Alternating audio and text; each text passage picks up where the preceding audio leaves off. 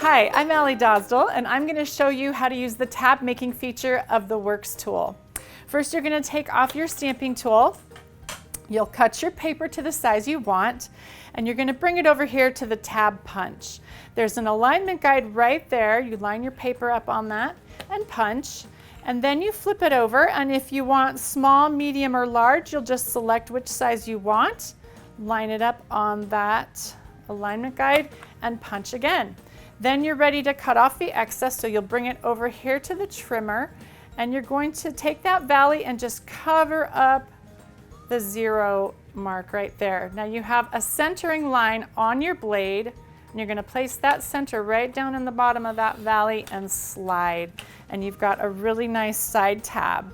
If you want to do the tab over here, all you do is flip your paper over and do the instructions that start that way.